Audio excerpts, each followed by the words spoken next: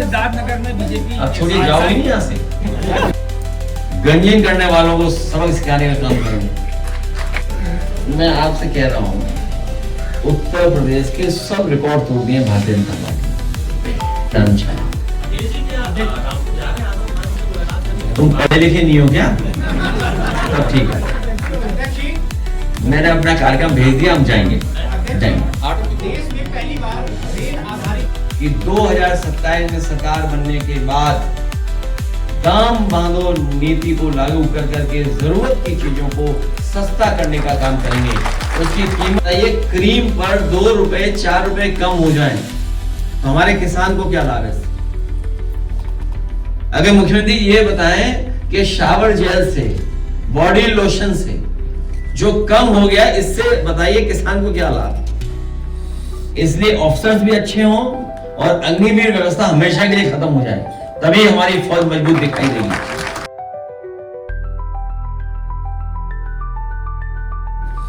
इसलिए ऑफिसर्स भी अच्छे हों और अग्निवीर व्यवस्था हमेशा के लिए खत्म हो जाए, तभी हमारी फौज मजबूत दिखाई देगी। अक्सर नाना से पूछने पर कि आपने मुलायम सिंह जी से ही मदद क्यों मांगी, वो कहते थे, Mulayam Singh ji is a true socialist leader and goes beyond ideological lines to help the writers fraternity। इसी के साथ आदरणीय नेताजी को याद करते हुए, राष्ट्रीय अध्यक्ष जी का धन्यवाद करते हुए, गुरु जी का आभार प्रकट करते हुए आप सबका बहुत बहुत धन्यवाद।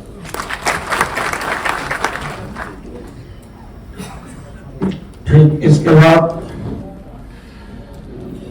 राहुल लोधी जी के माध्यम से, विधायक जी के माध्यम से एक किताब का विमोचन, जो पुस्तक वीरांगना महारानी अवंतीबाई के जीवन पर आधारित खंड काव्य है। इसके लेखक हेमंत सिंह राजपूत जी हैं। माननीय राष्ट्रीय अध्यक्ष जी के कर कमलों द्वारा इस पुस्तक का विमोचन किया जाएगा। इस पुस्तक का नाम है मेहंदी में तलवार।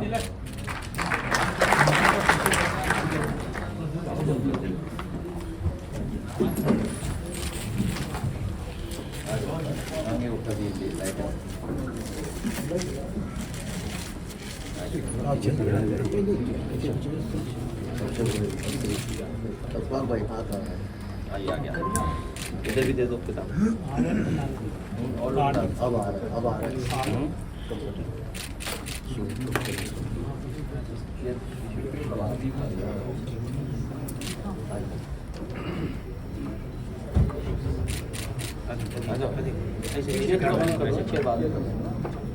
आइए,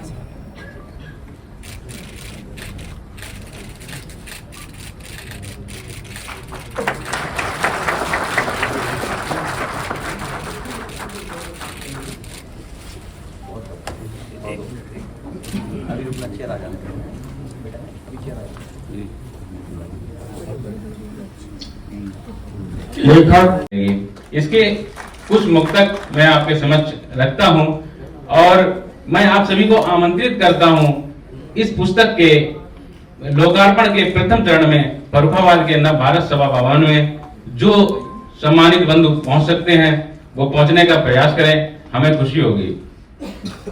आज इस विमोचन के कार्यक्रम में चूंकि हम कार्यक्रम की तैयारियां कर रहे थे, माननीय राष्ट्रीय अध्यक्ष जी, मुझे शाम में ही यहाँ से कार्यालय से जानकारी मिली, मैं यहाँ पर पहुंचा तो मेरे साथ साहित्यकार साथी तो नहीं आ पाए मेरे, परंतु हमारे बड़े भाई जसवंत सिंह राजपूत, बड़े भाई नरेंद्र सिंह यादव जी, एडवोकेट लक्ष्मीकांत जी,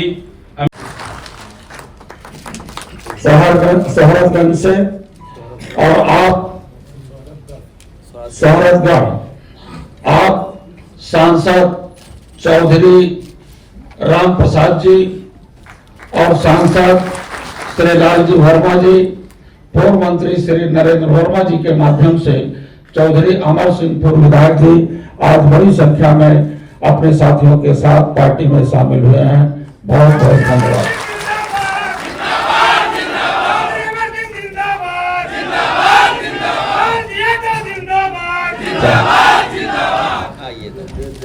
और इसके बाद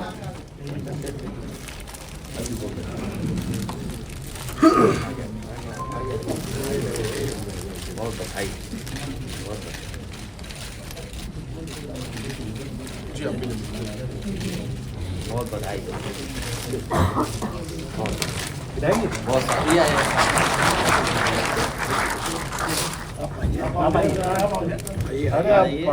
अरे जाइए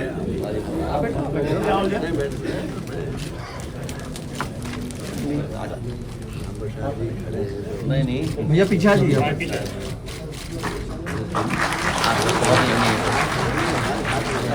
अच्छा वो एमपी है अच्छा उस तरीके से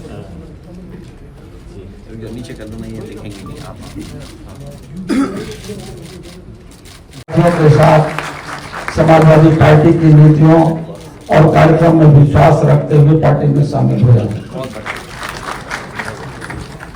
एक दूसरे साथी आपके ही माध्यम से श्री जफर अमीन डक्कू के माध्यम से जो पिछले दिनों में बीएसपी के जो कोऑर्डिनेटर रहे हैं और पूर्व जिलाध्यक्ष भी रहे हैं श्री लालजी भारती जी भी पार्टी की नीतियों में विश्वास रखते हुए आज पार्टी में शामिल हो रहे हैं। बहुत बधाई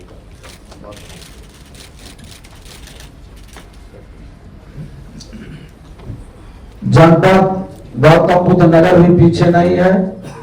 बहुत अच्छी संख्या में आज ये साफा बात करके सभी लोग सम्मान के साथ जिनको माननीय राष्ट्रीय अध्यक्ष जी ने सम्मान दिया है श्री सुधीर चौहान जी के माध्यम से सुधीर चौहान जी के माध्यम से ये जितने भी सम्मानित साफा बांधे हैं ये सभी लोग पार्टी में सम्मिलित हो रहे हैं और माननीय और जिला अध्यक्ष गौतम बुद्ध नगर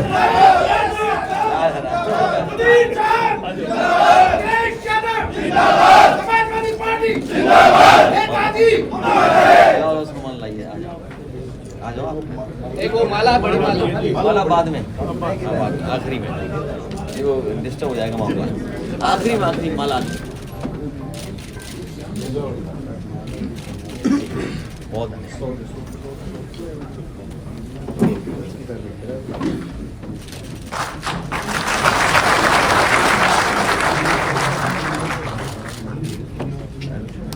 तो शॉलें क्यों पहना रहे यार 2 महीना सर्दी 2 महीना अभी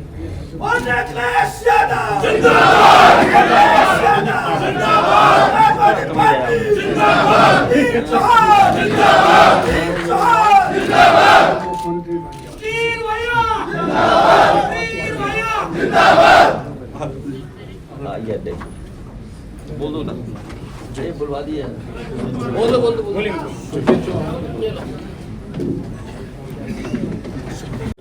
माननीय श्यामलाल पाल जी मंचासी देश की तीसरी सबसे बड़ी पार्टी के नेता युवाओं के दिलों की धड़कन माननीय राष्ट्रीय अध्यक्ष अखिलेश यादव जी साथ ही साथ मंच पर बैठे हमारे सीनियर गार्जियन हाजी सलामत उल्ला खान जी महावीर सरपंच जी और परम आदरणीय गुरुजी उदय प्रताप सिंह जी बाबा मैसी जी सुधीर भाटी जिलाध्यक्ष महेंद्र यादव जी डॉक्टर आश्रय गुप्ता जी सुनील चौधरी जी दिनेश प्रधान जी सुंदर यादव जी एडवोकेट गौरव सिंघल जी अनिल पाल जी अमित बैसोया जी प्रिंस भाटी जी अजीम जैदी जी साकिर भाई और मंच पर सम्मानित हमारी पार्टी के सांसदगण और विधायकगण और विभिन्न जिलों से आए हुए मेरे युवा साथियों मंच के माध्यम से मैं आपका अभिनंदन करता हूं। राष्ट्रीय अध्यक्ष जी को मैं अपना नमस्कार प्रेषित करता हूं।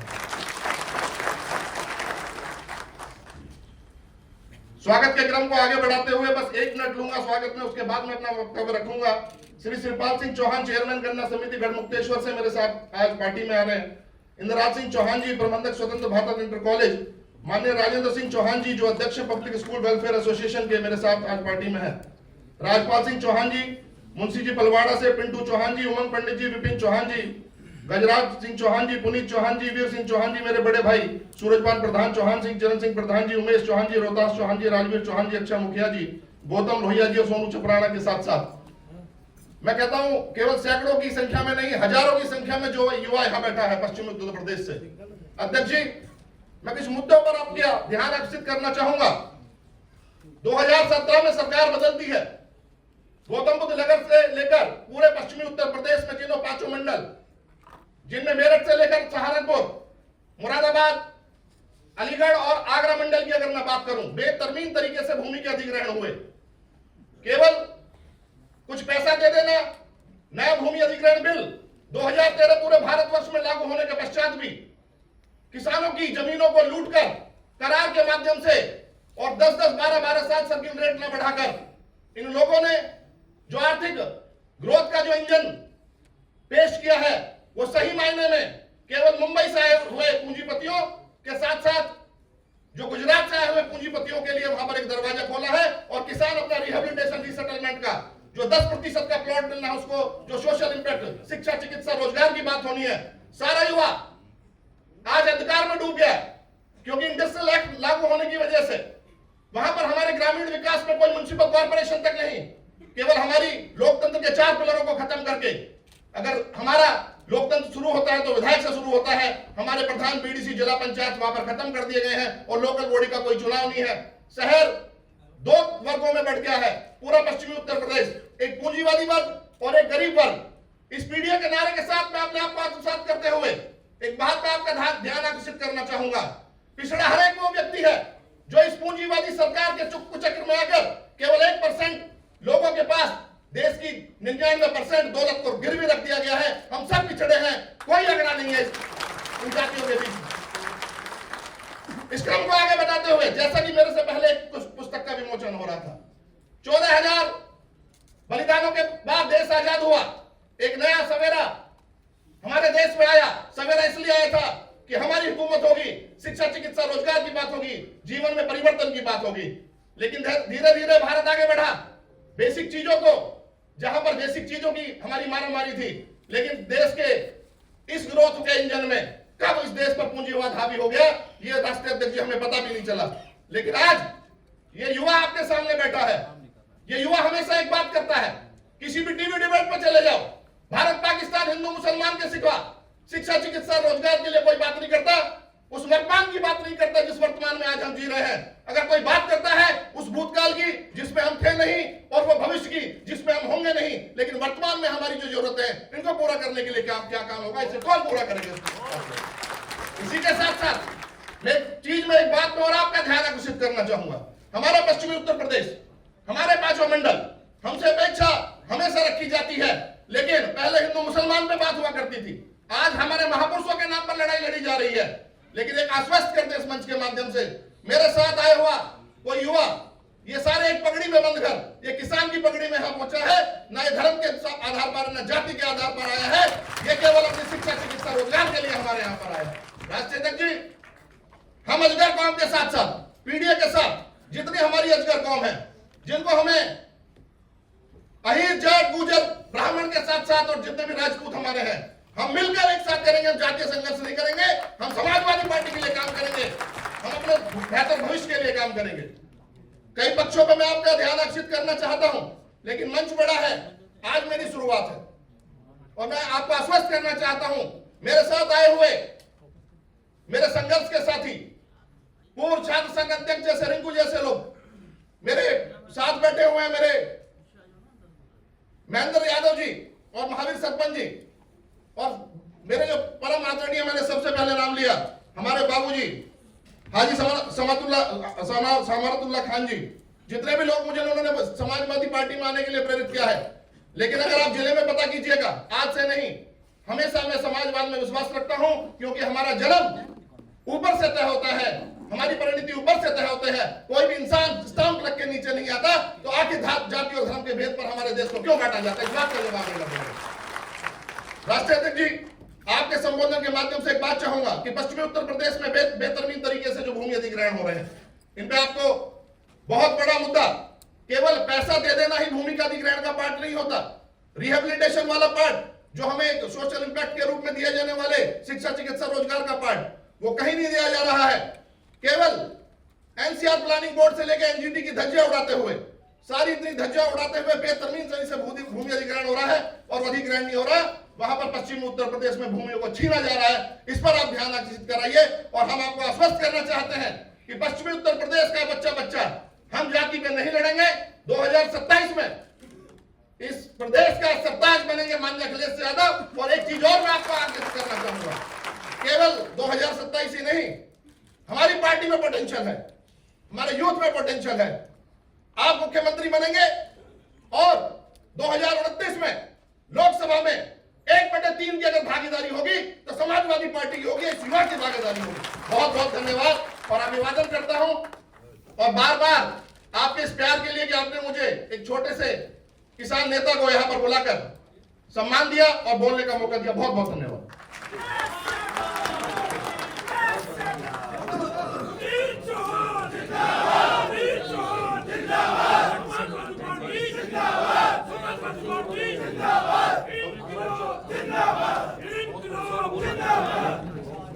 अब मैं निवेदन कर रहा हूं चौधरी अमर सिंह जी पूर्व विधायक को, जो आज पार्टी में शामिल हुए हैं, आप हमें और संक्षेप में अपना उद्बोधन दें।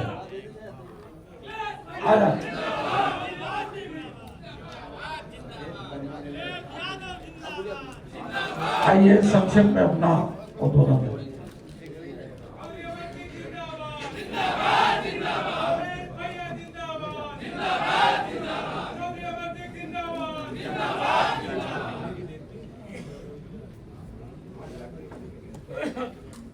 हिम्मत के साथ सच को उठाने की बात है, हिम्मत के साथ सच को उठाने की बात है, दर्पण फरेबियों को दिखाने की बात है। मैं मानता हूं सूर्य को कोहरे ने ढक लिया, मैं मानता हूं सूर्य को कोहरे ने ढक लिया, लेकिन इस आवरण को हटाने की बात है। बहकाएगा हमें तुम्हें कब तक कोई जनाब, बहकाएगा हमें तुम्हें कब तक कोई जनाब, इतना यकीन खुद को दिलाने की बात है। अब न सिर्फ भाषणों से बहलेगा आदमी, अब न सिर्फ भाषणों से बहलेगा आदमी, भूखा है पेट आग बुझाने की बात है। बड़े ही सौभाग्य से लंबे अरसे के बाद तथागत की धरती पर मैं पैदा हुआ जनपद सिद्धार्थनगर से। 17 से पहली बार जब प्रदेश की सबसे बड़ी पंचायत की राजनीति के सफर में मैंने तय किया, तभी से मन बना कि आदरणीय नेताजी के, पूजनीय डॉक्टर लोहिया के, बाबा साहब अम्बेडकर के, ज्योतिबाराव फूले के, साहू जी महाराज के विचारों को किस ढंग से आगे बढ़ाया जाए। तो मुझे सिर्फ समाजवादी पार्टी का झंडा और एक प्लेटफार्म दिख रहा था। भले मैं सत्ता में था, 17 से 22 तक। ये मेरा सौभाग्य रहा है। आज समाजवादी पार्टी का माननीय राष्ट्रीय अध्यक्ष जी की कृपा से सिपाही बना। हमारे साथ साथ जनपद सिद्धार्थनगर से, शौहरतगढ़ विधानसभा से, जनपद के सभी विधानसभाओं से लोग आए हैं और आज समाजवादी पार्टी की सदस्यता ग्रहण किए। मैं माननीय राष्ट्रीय अध्यक्ष जी को दिल की गहराइयों से, अपने पूरे जनपद की ओर से, अपने विधानसभा की ओर से, अपने परिजनों की ओर से हृदय से प्रणाम करता हूं, धन्यवाद देता हूं कि आपने अपना बनाया, मेहरबानी आपकी, हम तो इस काबिल न थे, कदरदानी आपकी। और हम सबको आशीर्वाद दे रहे हमारे जनपद के वरिष्ठ नेता, प्रदेश नहीं देश के जाने माने समाज सेवा में नेताओं में जिनका नाम है, उत्तर प्रदेश विधानसभा के विरोधी दल के नेता आदरणीय माता प्रसाद पांडे जी। और हमारा सौभाग्य, आप सबका सौभाग्य है आज कि टीवी पर देखते थे पूजनीय नेताजी को, जिन्होंने शिक्षा दीक्षा दी, आशीर्वाद दिया। आज ये हम सबका सौभाग्य है कि हम सबके बीच में बैठ करके आदरणीय गुरु जी हम सबको भी आशीर्वाद दे रहे हैं। इस कार्यक्रम में बस्ती के माननीय सांसद जी, अंबेडकर नगर के माननीय सांसद जी, महमूदाबाद के पूर्व विधायक जी, हमारे जनपद के जिला अध्यक्ष आदरणीय लालजी यादव जी, समाजवादी पार्टी के माननीय विधायक गण हैं, समाजवादी पार्टी के माननीय सम्मानित नेतागण है, कुछ क्षमा करिएगा, थोड़ा नाम पहली बार है तो धीरे धीरे स्मरण हो जाएगा, तो सबका छूटेगा नहीं, लंबा सफर कई लोगों का नाम भी है। सामने बैठे हुए आज संकल्प ले रहे समाजवादी पार्टी, कुर्सी में भी भूल रहे होंगे ना, तो समाजवादी पार्टी के झंडे को लहराते हुए, नेताजी के, डॉक्टर लोहिया के विचारों को आगे बढ़ाते हुए 2027 में समाजवादी पार्टी की सरकार आदरणीय श्री अखिलेश यादव जी के नेतृत्व में बने उत्तर प्रदेश में, इसका संकल्प ले रहे हैं हम लोग। आज मैं तो थोड़ा सा बीच में भटक गया था, क्षमा प्रार्थी हैं। संयोग से माननीय राष्ट्रीय अध्यक्ष जी का हमारे प्रति हमेशा आशीर्वाद रहा है, पार्टी का आशीर्वाद रहा है, लेकिन ये टुपीला गमछा वाला आ गया, मेरा गड़बड़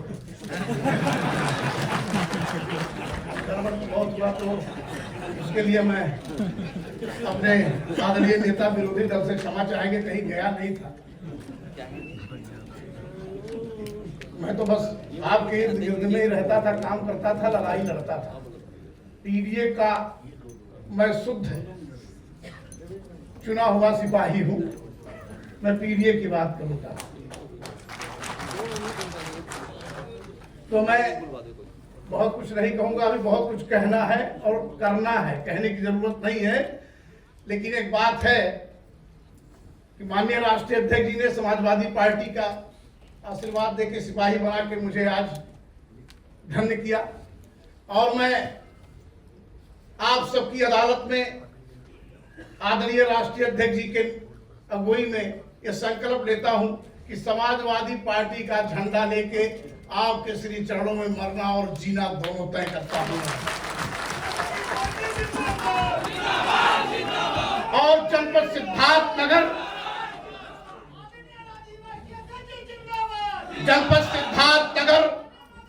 की ओर से 20 लाख लोगों की ओर से, अपने पीडीए परिवार की ओर से आदरणीय राष्ट्रीय अध्यक्ष जी को मैं भरसक कोशिश करके वादा करता हूं कि आपका ये बनाया हुआ समाजवादी पार्टी का सिपाही 2027 में 5 की 5 सीटें जीत करके आपके गली में लाएगा। इतना कोशिश करूंगा मैं बहुत कुछ ना कहते हुए, चूंकि ये आज तो परिवार का मंच है, बहुत कुछ कहना सुनना है, क्योंकि कहने के लिए डबल इंजन की सरकार कुछ छोड़ी नहीं है, उसको कहने के लिए भी लंबा प्लेटफार्म मिलेगा, बहुत कुछ कहना है, कहा जाएगा। अंत में मैं आदरणीय राष्ट्रीय अध्यक्ष जी को सादर प्रणाम करते हुए, अपने वरिष्ठ जनों को प्रणाम करते हुए और आप सबको प्रणाम करते हुए, आप सबका आशीर्वाद देते हुए कि मैं यही आशीर्वाद चाहता हूं कि आप सबका आशीर्वाद मिले और समाजवादी पार्टी का झंडा बुलंद करें हम लोग, आदरणीय राष्ट्रीय अध्यक्ष जी के हाथों को मजबूत करें। बहुत बहुत धन्यवाद। जय हिंद, जय समाजवाद। बहुत बहुत धन्यवाद। जनपद गोरखपुर से श्री विद्यासागर जी।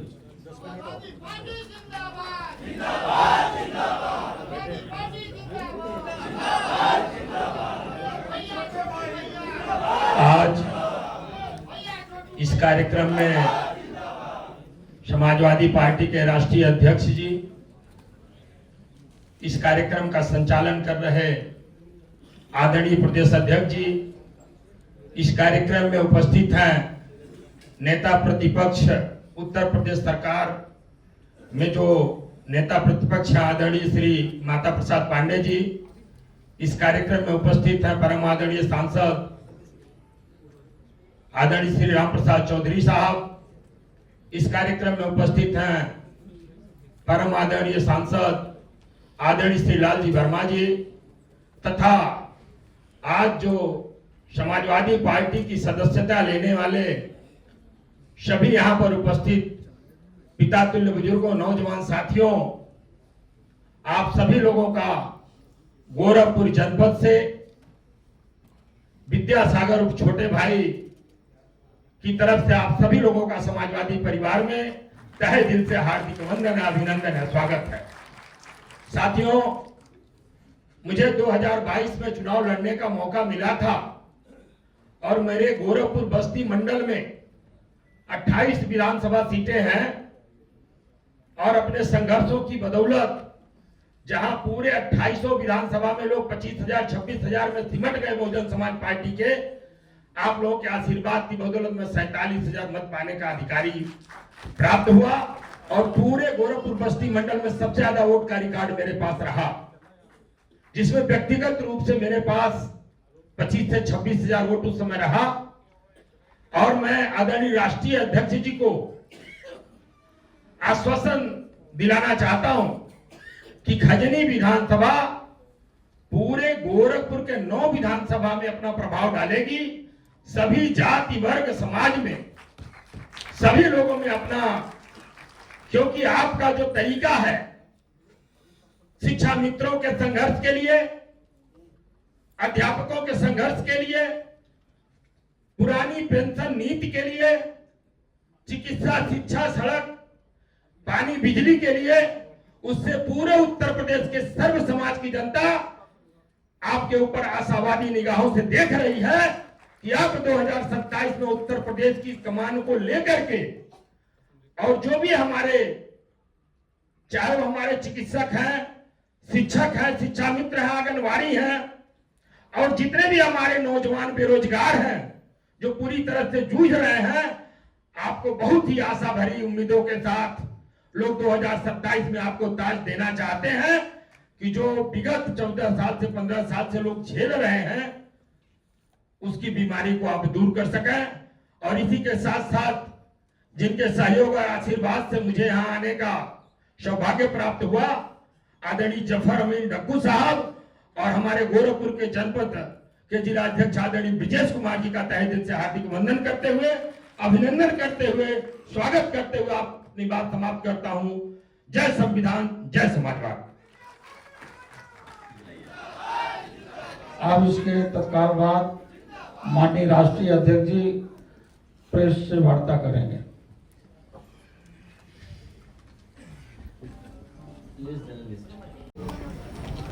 सुधीर चौहान जी का मैं बहुत बहुत धन्यवाद और आभार प्रकट करता हूँ। न केवल मैं उनका, उनके साथ साथ बहुत जिम्मेदार लोग, सम्मानित लोग जो लगातार किसानों के सवालों को लेकर के उनके हक, उनके सम्मान को दिलाने के लिए लगातार लड़ाई लड़ रहे हैं। मैं एक एक साथी का बहुत बहुत धन्यवाद और आभार प्रकट करना चाहता हूँ। वही हमारे साथ जो आज जुड़ रहे हैं, पूर्व में रहे विधायक अमर सिंह चौधरी जी, मैं उनका स्वागत करता हूं। उनके आने से समाजवादी पार्टी को जहां मजबूती मिलेगी, वहीं समाजवादी पार्टी का लगातार पीडीए परिवार को बढ़ाने का जो लगातार हम लोग का प्रयास है, उसमें जुड़ने से हमारे पीडीए परिवार को और आगे बढ़ने का मौका मिलने जा रहा है। वहीं सामाजिक न्याय के राज के स्थापना के लिए जो संघर्ष समाजवादी पार्टी कर रही है, उसमें हमें उनके जुड़ने से बहुत बड़े पैमाने पर ताकत मिलेगी। मैं उनका धन्यवाद देता हूं। उनके साथ बड़ी संख्या में जो उनके साथी कार्यकर्ता हैं, उनका भी आभार, क्योंकि इतने लोग नहीं आ सकते थे, बड़ी संख्या में जिले में ही लोग हैं। मैं उन साथियों का भी बहुत बहुत आभार प्रकट करना चाहता हूं।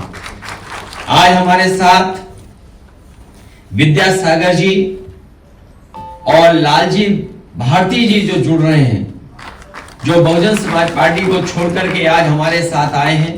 न केवल वो दोनों लोग आए हैं, बल्कि उनके साथ बड़ी संख्या में साथी जो आज यहाँ पर हैं, गोरखपुर और आसपास के जिलों में जो बड़ी संख्या में बहुजन समाज पार्टी को छोड़ करके आ रहे हैं। मैं उन सभी साथियों का बहुत बहुत धन्यवाद और आभार प्रकट करना चाहता हूं कि जहां पर बाबा साहब भीमराव अम्बेडकर जी, मान्यवर काशीराम, डॉक्टर राम मनोहर लोहिया, नेताजी जो लगातार संघर्ष करते रहे, उनका लगातार ये रास्ता रहा कि लोगों को सामाजिक न्याय मिले, हमारे गरीब और पीड़ित परिवार के लोगों का जो हक और सम्मान छीना जा रहा है, वो हक सम्मान मिले और सामाजिक न्याय के राज की स्थापना के लिए हम सब लोग मिलकर के संघर्ष करेंगे। और हमें पूरा भरोसा है कि 2027 में पीडीए सरकार बना करके सामाजिक न्याय के राज की स्थापना करने का काम करेंगे। मैं नोएडा से बात इसलिए शुरू करना चाहता हूं क्योंकि दिल्ली का किनारा है। नोएडा में न केवल नोएडा के लोग और आसपास के लोग रहते हैं, बल्कि अगर हम देखें तो दुनिया के तमाम देशों के लोग वहां रहते हैं, कारोबार कर रहे हैं, और वहां के लोग कारोबार से जुड़े होने की वजह से आज नोएडा तरक्की और खुशहाली के रास्ते पर है।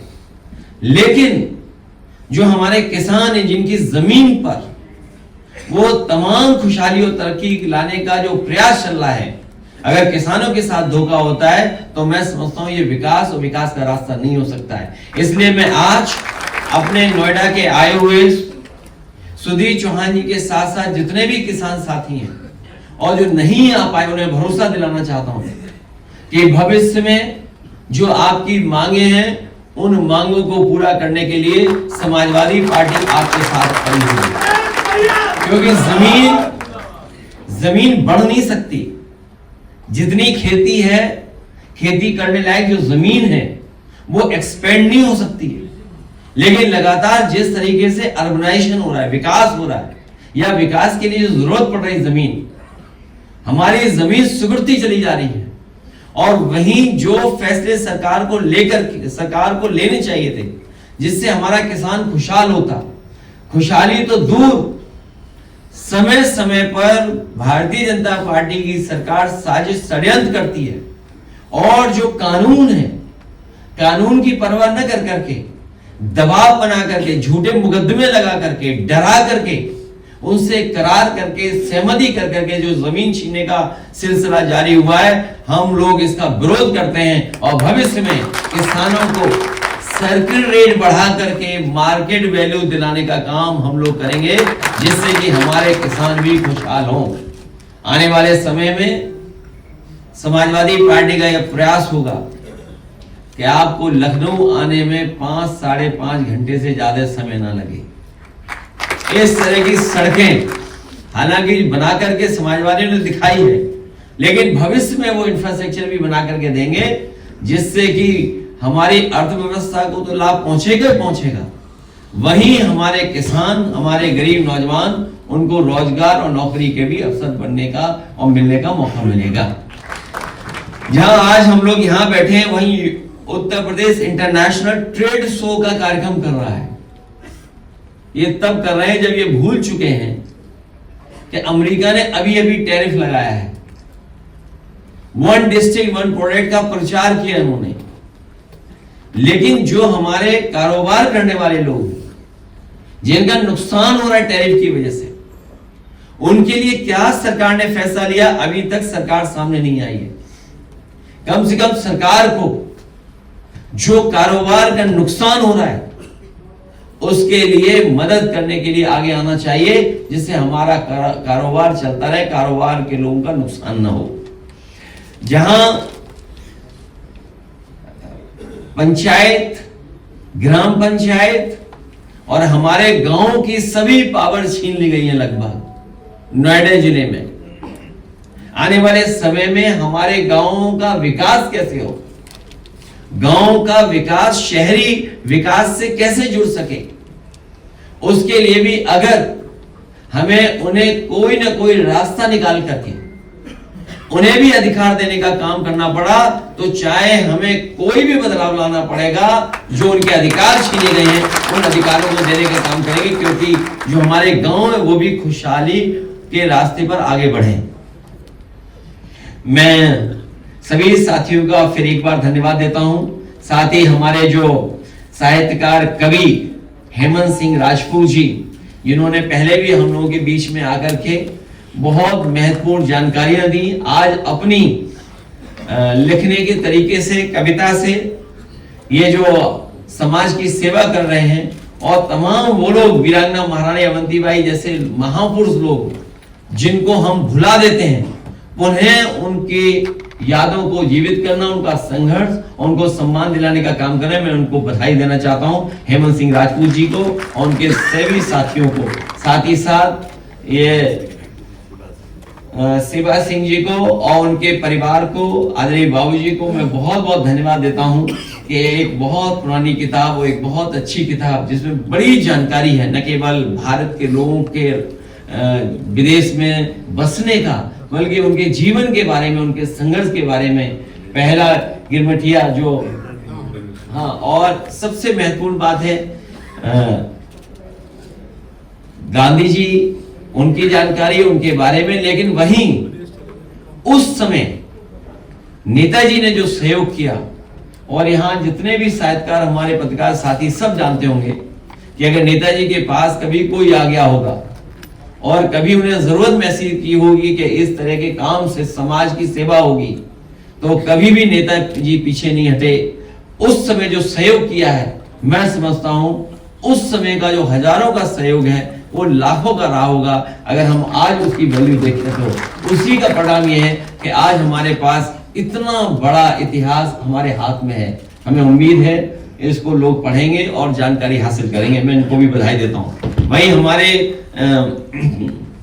बहुत जिम्मेदार पार्टी के संगठन के नेता और वाराणसी के बहुत ही पुराना सम्मानित परिवार, उनका साथी, समाजवादी संगठन का हमारा पदाधिकारी, जब भी वाराणसी में प्रधानमंत्री जी आते हैं या मुख्यमंत्री जी आते हैं, सबसे पहले पुलिस इन्हीं के घर भेज दी जाती है। न जाने कितनी विजिट हुई होंगी, जितनी उन लोगों की विजिट हुई है उतनी ही विजिट पुलिस की इनके घर पे हुई है। इन्हें सुरक्षा नहीं दी गई है, इन्हें सुरक्षित माहौल में बैठा दिया जाता है।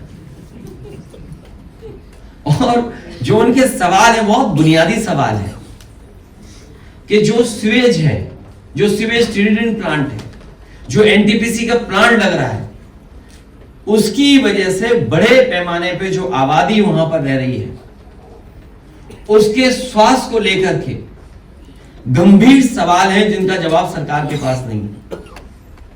कोई प्लांट लगे, विकास हो, उसके खिलाफ हम नहीं है, लेकिन अगर आबादी के बीच में लग रहा है तो सोचिए वहां के रहने वाले लोगों के स्वास्थ्य की अगर चिंता नहीं होगी तो ऐसे विकास के साथ हम लोग कभी खड़े नहीं हो सकते। कि अगर स्वास्थ्य का नुकसान होगा, उनके शरीर का नुकसान होगा, तो हम सब मिलकर के उसका विरोध करेंगे। हमारी मांग है कि जो वहां पर sewage treatment plant, biomedical waste treatment plant, NTPC या अन्य संस्थानों के माध्यम से लग रहे हैं, कम से कम आज के समय के हिसाब से जो टेक्नोलॉजी है, जिस टेक्नोलॉजी के माध्यम से कोई भी पॉल्यूटेंट बाहर नहीं आ सकता, पॉल्यूशन नहीं हो सकता है। सरकार के पास पैसे की कमी नहीं है। सरकार खुद ही कह रही है कि हमारा बजट सरप्लस है। अभी कुछ दिन पहले हमने सुना कि सरकार ये कह रही है कि हमारा बजट सरप्लस है। पहली बार अगर बजट सरप्लस है तो हमारे वाराणसी और प्रधानमंत्री जी के क्षेत्र के लोग क्यों जान खोएं? क्योंकि अगर ये पॉल्यूशन नहीं रुकता है तो हो सकता है इनकी आंखें खराब हो जाए, शरीर खराब हो जाए, कैंसर हो जाए। न केवल इनको फेस करना पड़ेगा बल्कि आने वाली पीढ़ी जो है उससे भी फेस करना पड़ेगा। इसलिए हमारी मांग है कि अगर प्रधानमंत्री जी के क्षेत्र में इतना बड़ा कारखाना लगा है या इस तरह का पॉल्यूशन के खत्म करने के लिए प्लांट लग रहा है तो वो पूरे मानक के साथ लगे, आज के समय के हिसाब से जो टेक्नोलॉजी है उसके हिसाब से लगे, तभी वहां के आसपास के लोगों का जीवन बचेगा, जीवन सुरक्षित होगा। केवल एक जगह नहीं, एनटीपीसी तो बहुत मुनाफे में होगा। हमारे सांसद लालजी वर्मा जी हैं, ये जानते होंगे, इनके क्षेत्र में लगाया कारखाना एनटीपीसी का।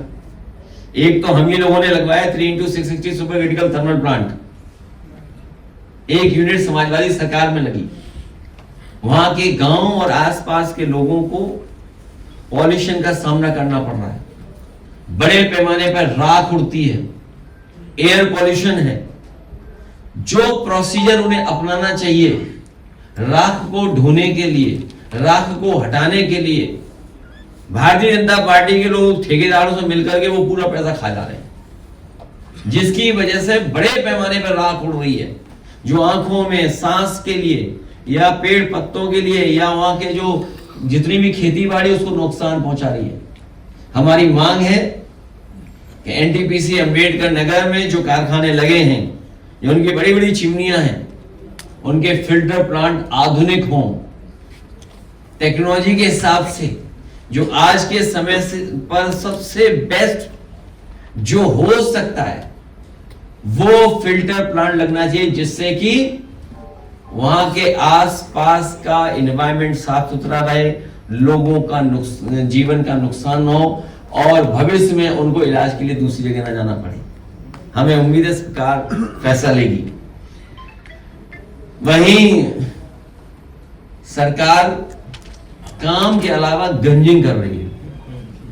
हमारे जितने पत्रकार साथी हैं ये जानते होंगे, जब गंजिंग करने कोई जाता है तो बहुत कपड़े वपड़े ढंग के पहन के जाता, तैयारी के साथ जाता। पता नहीं सरकार को पता ही नहीं कहां की गंजिंग कर रहे हैं। और सच्चाई ये है, जिन्होंने जीएसटी लगा करके लूटा, खजाना बना लिया, इकट्ठा कर लिया, आज वही लोग जनता को धोखा देने के लिए निकले हैं। बताओ, 9 साल में इनको पता लगा कि दूध महंगा हो गया है, दही महंगा हो गया, खाने पीने का सामान महंगा हो गया, किताबें महंगी हो गई, कपड़ा गरीब का महंगा हो गया। सोचिए 9 साल बाद पता लगा इन्हें। अभी तक कितना इन्होंने इकट्ठा किया होगा, क्या उसकी भरपाई होगी? और जो जानकारी मिल रही है व्यापारियों के माध्यम से, ये एक तरफ तो कम कर रहे हैं लेकिन दूसरी तरफ जीएसटी बढ़ा करके वही ले रहे हैं। सच्चाई तो ये है कि ये मुनाफा कमाने दे रहे हैं। भारतीय जनता पार्टी के लोगों के फैसले, उनकी सरकार के फैसले यही हैं कि वो मुनाफा कमाने दे रहे हैं। ये जब तक मुनाफा कमाना बंद नहीं होगा तब तक महंगाई कम नहीं हो सकती है। ये जीएसटी का कम करना धोखा देना है। कल भी मैं एक बड़े अखबार का सबसे बड़ा एड, फुल पेज एड देख रहा था। मैं किसी क्रीम पे 2 रुपए कम हो गए, किसी और शैम्पू पे 3 रुपए कम हो गए, 4 रुपए कम हो गए। अगर ये बात गलत है तो सरकार बताएगी मैं गलत बोल रहा हूं। और वो भी बड़ा बड़ा विज्ञापन है। आप बताइए, क्रीम पर 2 रुपए 4 रुपए कम हो जाएं तो हमारे किसान को क्या लाभ है? अगर मुख्यमंत्री ये बताएं कि शावर जेल से, बॉडी लोशन से जो कम हो गया, इससे बताइए किसान को क्या लाभ? हमारे नौजवान को कौन सी नौकरी मिल गई, रोजगार मिल गया, कौन सा कारोबार बढ़ गया? क्योंकि सरकार के पास कोई नैरेटिव नहीं बचा, सरकार के पास कोई कार्यक्रम नहीं है। इसलिए ये धोखा देने के लिए गंजिंग करने निकले। गंजिंग करने वालों को सबक सिखाने का काम करेंगे। गंजिंग और गांजा,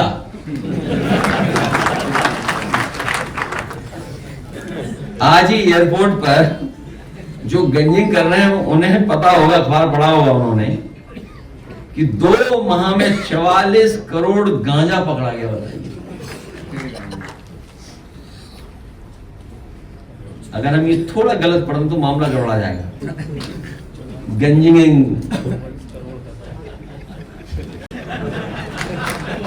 और गांजा, थोड़ी हिंदी हमारी गड़बड़ा जाए तो सब गड़बड़ हो जाएगा।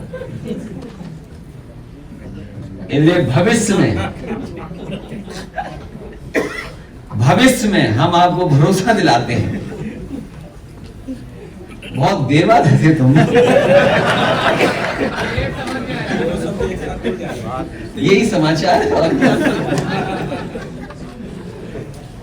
भविष्य के लिए समाजवादी पार्टी संकल्प लेती है कि डॉक्टर राममनोहर लोहिया और नेताजी ने जो दाम बांधो नीति को लेकर के समय समय पर बात रखी थी और सरकार बनने पर कुछ चीजों पर अमल किया गया था।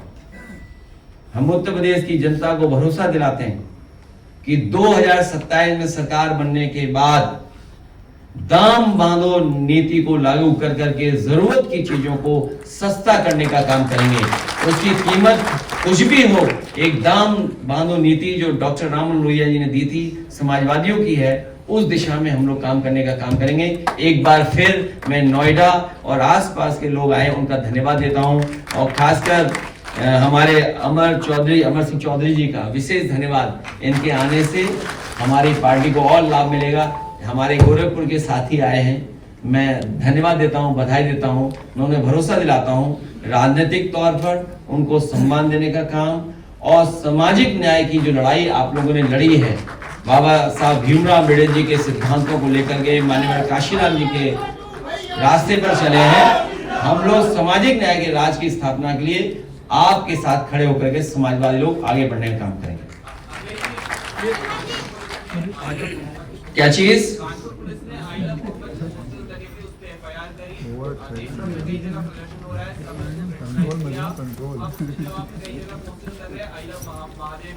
देखिए, मैं ये बहुत सेंसिटिव इशू है, दोनों बहुत सेंसिटिव है।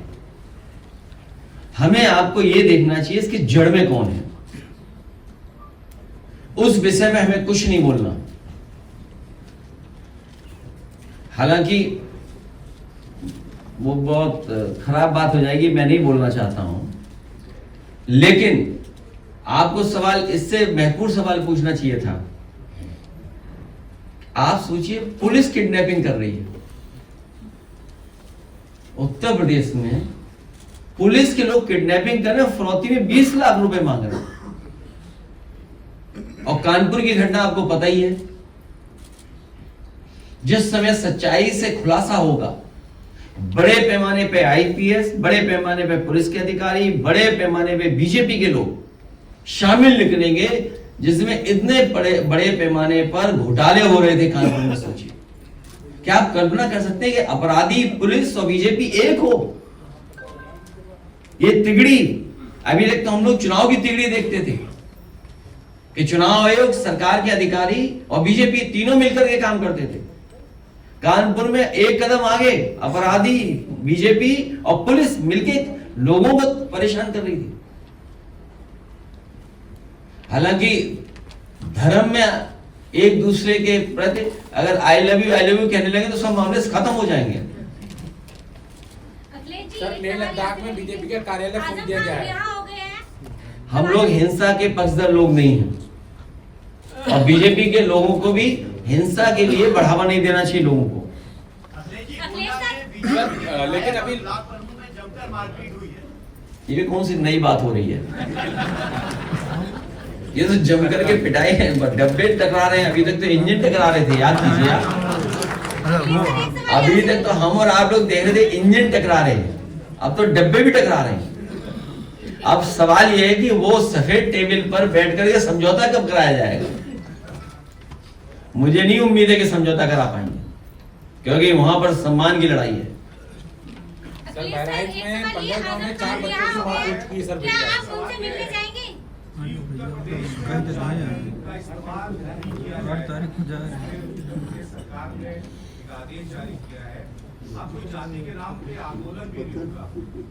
इसको आप किस तरह से देखते हैं? क्या आपके पीडीए को प्रभावित करने की कोशिश है?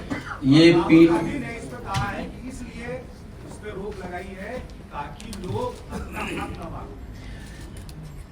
वैसे मैं अपना पक्ष रख चुका हूं सोशल मीडिया के माध्यम से। जाति हमारा पहला इमोशनल कनेक्ट है, जाति हमारा पहला इमोशनल कनेक्ट है, और जो भी आरक्षण है यहां पर वो जाति के आधार पर है। बाबा साहब भीमराव अम्बेडकर जी ने जो आरक्षण दिया है संविधान में, जाति के हिसाब से मिला है। और उसके बाद मंडल कमीशन जो बना, उसकी जो प्रस्तावना है, उस प्रस्तावना में यही चर्चा हुई कि आखिरकार हम आरक्षण कैसे दें। उस प्रस्तावना में यही बात निकल करके आई, क्योंकि जाति के आधार पर हम पिछड़े हैं, इसलिए जाति के हिसाब से आरक्षण मिलेगा। ये भारतीय जनता पार्टी के लोग समय समय पर घबराए हुए हैं, ये पीडीए की एकता से घबराए हुए हैं, बहुजन समाज की एकता से घबराए हुए हैं, इसलिए इधर उधर भाग रहे हैं। और जब से समाजवादी पार्टी ने ग्राफ जारी की, ग्राफ बना करके, जिसमें हम लोगों ने सवाल पूछा उनसे कि बताइए एसटीएफ में पीडीए कितने हैं, या किसी जिले का हम लोगों ने ग्राफ करके सूचना दी कि इस जिले में न्याय इसलिए नहीं मिल रहा है क्योंकि यहां पीडीए परिवार का कोई है ही नहीं। कोई विभाग उठा करके देख लीजिए आप, यही विभाग जिसमें 44 करोड़ गांजा पकड़ा गया है, पीडीए के लोगों को दुकान ही नहीं मिली, किसी को कब्जा किसका है उसमें? तो ये पीडीए की लड़ाई से घबराए हुए लोग हैं कि पिछड़े, दलित, आदिवासी, अल्पसंख्यक सब लोग मिलकर के एक हो रहे हैं। और उन्होंने पिछले 9 साल से देखा है कि किस तरीके से ये सरकार अपमानित कर रही है। अपमानित ही नहीं कर रही है, ऐसी जगह से कब्जा कर लिया है प्रचार के लिए, वहां भी इन्वेस्टमेंट बढ़ा दिया है, तो सच्चाई भी नहीं पहुंच पा रही है। हमारे कैमरे तो सही रिकॉर्ड करते हैं, लेकिन टीवी पे चलता कुछ और है। ये लड़ाई बड़ी है, इसलिए घबराए हुए हैं जिन्हें आरक्षण खत्म करना है। और फिर जो हरिजन एक्ट है वो तो जाति के आधार पे गाली गलौज और पूरा एक्ट ही इसी लिए बना है, जाति के हिसाब से तो अपमानित हो रहे हैं। ये बताए सरकार की है गंगा जल से धोने वाले मकान को, उसके लिए क्या कानून लाए हैं, और जिन्होंने धुलवाया उन पे कार्रवाई क्या हुई है? न केवल वो, बल्कि मंदिर में जिसमें हम लोग गए थे, मैं खुद मंदिर में गया, वहां के पुजारी, वहां के पंडित जी मना कर रहे थे कि गंगा जल से मंदिर मत धोइए, लेकिन भारतीय जनता पार्टी के लोगों ने उस मंदिर को गंगा जल से धुलवाया था। जिस दिन ये जवाब बता देंगे कि आखिरकार क्यों धुलवाया था, उसी दिन हम उनकी बात मान लेंगे। और अगर ये बात नहीं बता पाते हैं तो ये सामाजिक न्याय के राज की स्थापना की लड़ाई लगातार जारी रहेगी। लोगों को हम लोग जागरूक करेंगे। और मुझे खुशी इस बात की कि पीडीए और समाजवादी पार्टी ने सबका भरोसा जीता है। जो विकास और जो सामाजिक न्याय के राज की स्थापना के लिए संघर्ष पार्टी ने किया, हमें उम्मीद है कि बड़े पैमाने पे लोग और जुड़ेंगे समाजवादी पार्टी के आंदोलन से।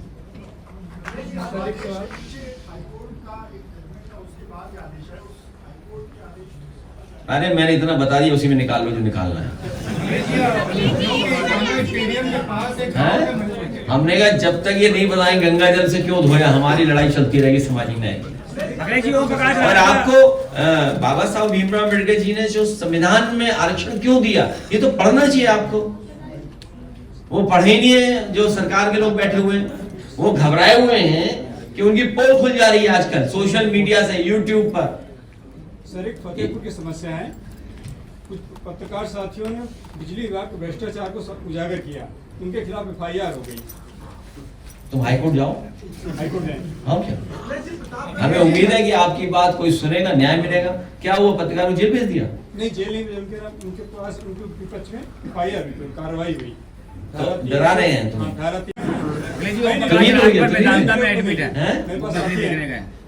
यहीं पे हुई है क्या? भ्रष्टाचार खोल दिया तुमने?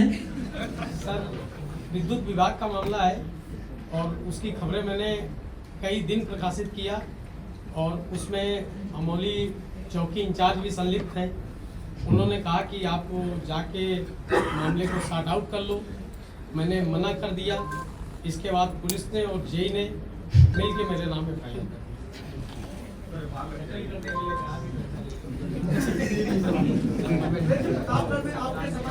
ये मैं आपसे कह रहा हूं, उत्तर प्रदेश के सब रिकॉर्ड तोड़ दिए भारतीय जनता पार्टी ने।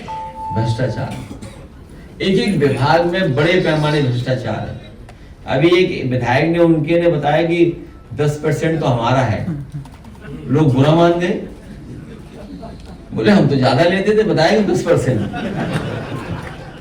सोचिए आप 10% खुले मन से बोल रहे विधायक जी, तब कुछ नहीं हो रहा। और एक बीजेपी के विधायक ने टेबल पे फेंक दिया अधिकारी के सामने पैसा, ये लो पैसा तुम्हें, तभी तुम हमारा काम करोगे। और वही नहीं, आप में से कोई नहीं बताया, ये बताओ वो उत्तराखंड में पैसा किसका पकड़ा गया था? आप बताओ, सब जानते हो, सब घबराए हुए इस तरह के पत्रकार। एक बहादुर पत्रकार है, मैं बधाई देता हूं इस पत्रकार को, कम से कम भ्रष्टाचार इसने खोला है। तो कल को हमें भी तो नहीं फेस करना पड़ेगा, तो हम लोग नाराज नहीं हो सकते ऐसे लोगों से। अब सही उत्तराखंड में कितना रुपया निकला बताइए आप? और हम तो मांगते मांगते थक गए। वो कानपुर वाला पैसा ही तो दे दो, हमारा चुनाव तो लड़ रहे हम लोग। वो भी तो बीजेपी का ही था, निकला। सोचिए आप, बीजेपी का निकला। और हमें आपको उलझाया हुआ है कि क्रीम पाउडर शैम्पू में 2 रुपए कम हो गए, 4 रुपए कम हो गए। अच्छा, आप खुद बाजार जाइए, हम भी जाएंगे बाजार।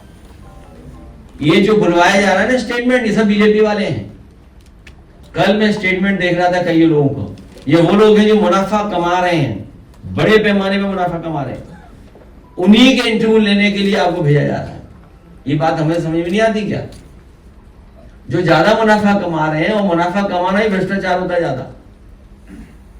अखिलेश जी, बीजेपी के सांसद है रवि किशन, वो कह रहे हैं कि जीएसटी पर 50% की छूट हो गई है। अब जो जैकेट 3000 रुपए की मिलेगी वो मात्र 16 रुपए मिल जाएगी, और 100 रुपए वाली चीज मात्र 45 रुपए मिल जाएगी। मेरे पत्रकार साथी, गर्मी में कौन जैकेट पहनेगा? अच्छा, गर्मी में तो वैसी सस्ती बिकती है। आप बताइए सर्दी में एसी सस्ता बिकता है कि नहीं बिकता? कमाल हो गया, ये कोई बात नहीं। अरे गर्मी में आप जैकेट खरीदोगे, गर्मी में जैकेट तो वैसी सस्ती मिलती है। सर, प्रदेश की राजधानी में एक कैबिनेट मंत्री को निजी अस्पताल में इलाज करवाना पड़ रहा है, आम जनता का सरकारी अस्पताल। केवल निजी अस्पताल में मैं उनके स्वस्थ होने की और कामना करता हूँ, जल्दी स्वस्थ हों, अच्छा स्वस्थ हों, और जो भी संबंधित डॉक्टर देख रहे हो, मैं उनसे भी कहूंगा कि जल्दी अच्छा इलाज कर दें उनका। ये समाजवादी पार्टी का बनाया हुआ मेदांता हॉस्पिटल है, जिसका शिलान्यास नेताजी हम लोगों ने किया था। और ये बात भी ठीक है कि प्राइवेट हॉस्पिटल इधर बड़े हैं, और नोएडा में भी हम लोगों ने जगह दी थी उनको। हमें उम्मीद है कि सरकारी अस्पताल भी के साथ साथ ये जो प्राइवेट अस्पताल बन गए बड़े बड़े, ये इलाज सस्ता करेंगे। जब आपके अस्पतालों में अच्छा इलाज मिलेगा, क्वालिटी का इलाज मिलेगा, तो कोई भी प्राइवेट अस्पताल में नहीं जाएगा। स्टेडियम के पास एक गांव है मलेशिया मऊ, वहां पे तमाम लोग रहते हैं, उनके घर पर बुलडोजर चला दिया गया, और वो ये किसी बिल्डर से मिलकर के जमीन बेच दी होगी। खतौनी दिखा रहे, उसको मान नहीं रहे। ये किसी बिल्डर को जमीन बेच दी होगी। उस बिल्डर को सावधान रहना चाहिए। समाजवादी लोग देख रहे हैं इस बात को।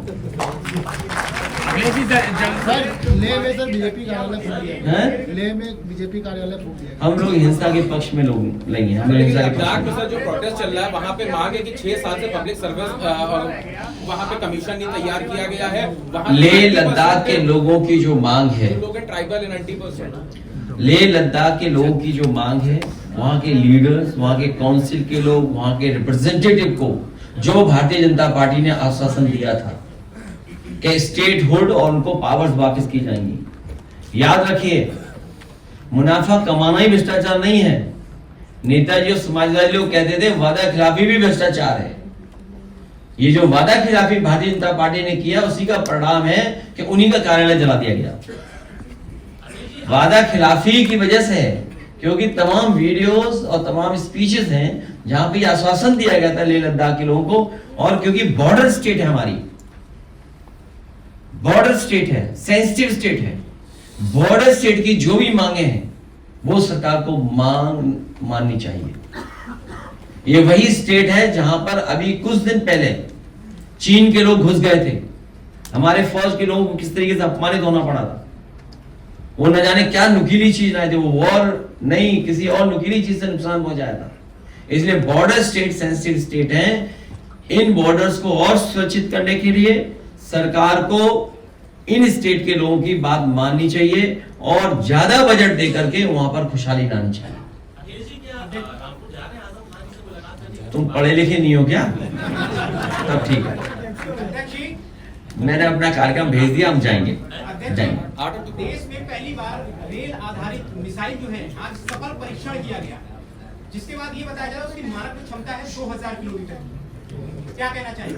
मैं खुद मिलिट्री स्कूल से पढ़ा हूं और मेरे साथ के पढ़े हुए फौज के बहुत अच्छे स्थान पर हैं। आज भी अगर एनडीए में जाओगे, बड़े पैमाने पे जॉर्जियन साहब पाओगे। अभी कुछ दिन पहले 100 साल एक मिलिट्री स्कूल के मनाए जा रहे थे, उस कार्यक्रम में भी शामिल हुआ था। बड़े बड़े अधिकारी वहां आए थे, रिटायर्ड अधिकारी भी थे। फौज को और मजबूत बनाने के लिए टेक्नोलॉजी को जिस तरीके से वॉर में इस्तेमाल किया जा रहा है, तो हमारे जितने भी मिलिट्री स्कूल्स हैं या जहां पर बड़े पैमाने पे ऑफिसर्स बनाए जा सकते हैं, क्योंकि जो टेक्नोलॉजी वॉरफेयर है उसमें भी हम लोग मजबूत दिखाई दें, इसलिए ऑफिसर्स भी अच्छे हों और अग्निवीर व्यवस्था हमेशा के लिए खत्म हो जाए। तभी हमारी फौज मजबूत दिखाई देगी। सर बहराइच में सर 15 दिनों में 4 बच्चे किस पे? प्रधानमंत्री जी मेड इन इंडिया पर बार बार बोल रहे हैं और ट्रम्प के रेसिप्रोकल टैरिफ के बाद H-1B वीजा और अभी 4 अगस्त, 15 अगस्त और 25 अगस्त को भी प्रधानमंत्री ने इस पर कहा है कि हमारे पास made in India is the only option who can make India better. और उसके बाद अभी जो ट्रेड है 2014-15 में वो 60.41% था। 23-24 का जो ट्रेड है वो 101.75 अरब डॉलर लगभग चाइना के साथ बढ़ा है। क्या कहेंगे as the third largest party of this country, आपका क्या टेक? बहुत दिनों बाद ये आए पत्रकार हमारे, चीन के खिलाफ हम लोग हैं। नहीं, प्रधानमंत्री जो मेड इन इंडिया पर बहुत फोकस कर रहे हैं उस पर अरे तुम्हें बोल तो दिया था, समझ में नहीं आता तुम्हें? भाई ऐसे ये पत्रकार साथी बहुत जागरूक है और बहुत महत्वपूर्ण सवाल इसने पूछ लिया, लेकिन ये प्रेस में आता नहीं है, कभी कभी आता है। कई मौकों पर समाजवादी पार्टी ने कहा कि चीन हमारी जमीन को भी कब्जा कर रहा है, हमारे बाजार को भी कब्जा कर रहा है। और आज जिस ट्रेड की आप बात कर रहे हैं, हमारा पूरा बाजार भरा पड़ा है चीन के सामान से। तो एक तरफ जहां आप स्वदेशी की बात कर रहे हैं, मेक इन इंडिया की बात कर रहे हैं, या उनकी जो स्कीम और थी मेक इन इंडिया को और सपोर्ट करने के लिए, वो सब स्कीम्स फेलियर रही हैं। आपकी स्कीम जमीन पर नहीं पहुंची। भाजपाइयों के लिए इतना ही है कि ये लोग मुंह से स्वदेशी और मन से विदेशी हैं।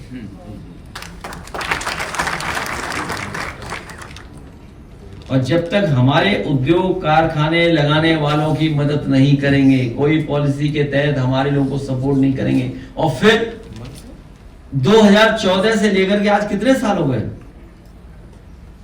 11 साल हो गए। सोचिए 11 साल में आप कोई रिजल्ट नहीं दे पाए, और हमारे जितने भी पड़ोसी देश हैं सब हमसे खिलाफ हो गए। जब हम लोग स्पीचेस सुनते हैं और देश के लोगों की, आप सोचिए किस लेवल पे वो बात कर रहे हैं, किस लेवल पे काम कर रहे हैं। लेकिन हमारे मुख्यमंत्री को तो विदेश पसंद ही नहीं है, तो क्यों मेक इन इंडिया की बात कर रहे हैं? अगर प्रधानमंत्री जी मेक इन इंडिया की बात कर रहे हैं तो हमारे मुख्यमंत्री जी को विदेश पसंद नहीं है। इसलिए सबसे पहले अगर मेक इन इंडिया को बढ़ावा देना है तो मुख्यमंत्री जी को हटाइए उत्तर प्रदेश से। तो आपने विधानसभा में नहीं सुना था? याद कीजिए, क्या था? विदेश पढ़ रहे हैं इनके बच्चे। आप बताइए अमेरिका में कितने बच्चे पढ़ने जाते थे हमारे? लगभग 8 लाख से ज्यादा बच्चे विदेश पढ़ते हैं हमारे, जिसमें सबसे ज्यादा अमेरिका में पढ़ने जाते थे। और नौकरी करने वाले भी सबसे ज्यादा वहीं पर H-1 वीजा जो चाहिए। कंपनियों को मुनाफा कम करने के लिए उनका वेतन हो जाएगा, बेचारे आएंगे वापिस। उन्हीं लोगों ने सुना है, हमने हालांकि नहीं कहना चाहिए लेकिन सुना है कि H-1 वीजा वालों ने ज्यादा वोट दिया बीजेपी को।